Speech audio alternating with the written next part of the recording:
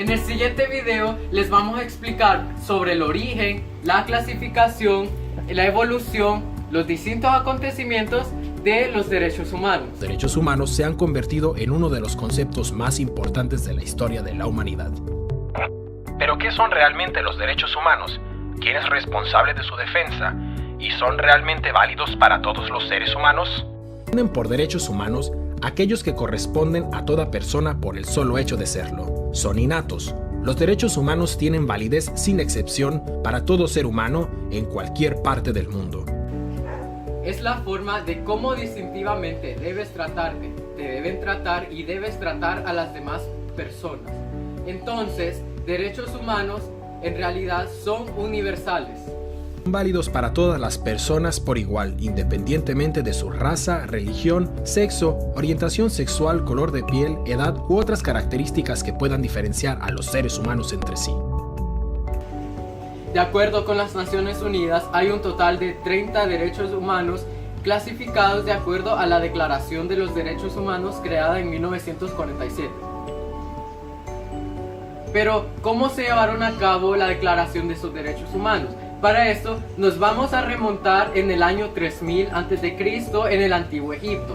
Las personas estaban con las otras personas que les convenían para salvar sus vidas. Y si no estabas con esas personas, pues sus vidas corrían peligro y por consiguiente sus derechos no se respetaban. Pero esa civilización no conocía el significado de derechos humanos. Pero entonces, Ciro el Grande, cuando conquistó Babilonia en el año 539 antes de Cristo, hizo algo revolucionario. Él fue el primero en reconocer los derechos humanos. Es decir, a los esclavos les dijo que podían elegir su libertad. Fue entonces cuando documentaron estas palabras de Ciro el Grande en un cilindro de arcilla mayormente conocido como el cilindro de Ciro. Es aquí donde nacieron los derechos humanos. Estas ideas sobre los derechos se extendieron hasta Grecia, hacia la India y finalmente hasta Roma en el año 27 a.C. Pero no se conocía esa palabra aún derechos, ya que las personas hasta Roma en el año 27 a.C. Pero no se conocía esa palabra aún derechos.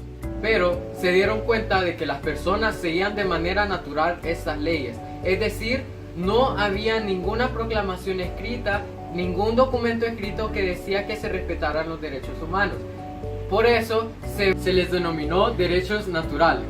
Pero desgraciadamente, el poder siempre pisoteaba estas oportunidades de esas personas, porque se sentían mayores que ellos y no los respetaban en ningún ámbito. Los derechos humanos forman parte del derecho internacional. Ya la Carta de las Naciones Unidas de 1946 contenía importantes pasajes dedicados a la protección y el significado de los derechos humanos. En 1215, 1000 años más tarde, en Inglaterra, las personas obligaron al rey que reconociera esos derechos humanos. Entonces fue así como se dio a crear la creación de la Carta Magna. 215 después de Cristo fue el primer documento que reconocía en sí los derechos humanos, en escrito, y que todas las personas debían de respetar siempre. Entonces nos vamos a remontar en el descubrimiento de América.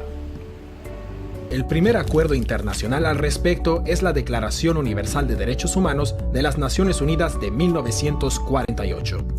En 1966, la ONU aprobó otros dos instrumentos internacionales, el Pacto Internacional de Derechos Civiles y Políticos y el Pacto Internacional de Derechos Económicos, Sociales y Culturales. Juntos se denominan Leyes Internacionales de Derechos Humanos. Son la base jurídica más importante a este respecto. A todos ellos hay que añadir otra serie de convenciones. La Convención sobre el Estatuto de los Refugiados, la Convención sobre los Derechos del Niño, la Convención contra la Tortura y la Convención sobre los Derechos de las Personas con Discapacidad.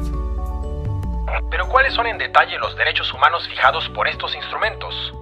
A menudo se clasifican los derechos humanos en tres generaciones o dimensiones. La primera dimensión, los derechos civiles y políticos clásicos. Nos referimos a los primeros derechos que fueron consagrados en el orden jurídico, internos e internacionales. A través de estos, el Estado asume el compromiso de respetarlos, promoverlos y asumirlos y garantizar su cumplimiento en el desenvolvimiento social humano. Estamos hablando sobre los derechos humanos y las generaciones que tienen estos, vamos a pasar a los derechos de la primera generación. Derecho a la vida. Este derecho se refiere a que todo ser humano tiene derecho a nacer.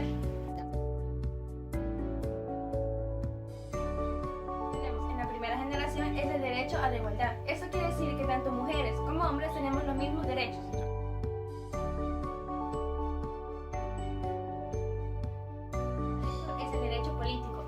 Se refiere a que todo ciudadano menor de 18 años tiene la obligación o el deber de elegir a participar en cuestiones políticas. Podemos hablar que es el derecho de libertad. Esto se refiere a que todo ciudadano, ser humano, tenemos derecho a expresar lo que pensamos.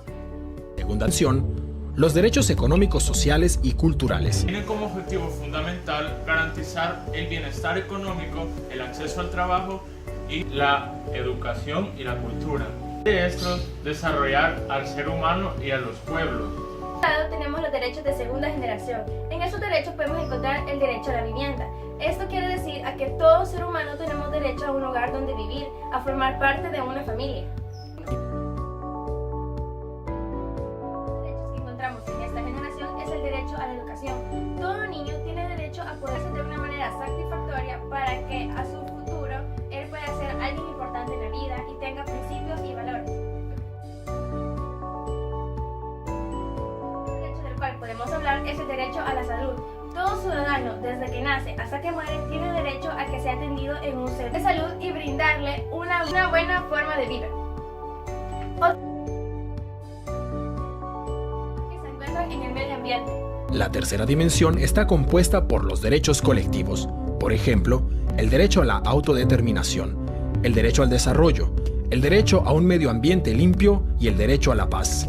Solidarios, los cuales los pueblos contemplan como de carácter supranacional, como derecho a la paz o a la protección del medio ambiente.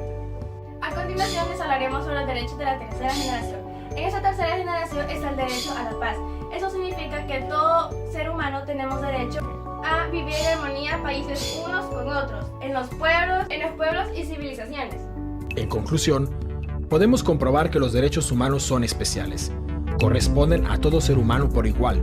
Su protección y su respeto deben ser prioritarios en las actuaciones gubernamentales, porque los seres humanos son el punto de partida y el objetivo de toda política. El Estado está al servicio de las personas y no al revés. Los derechos humanos requieren una lucha constante para su protección y su defensa.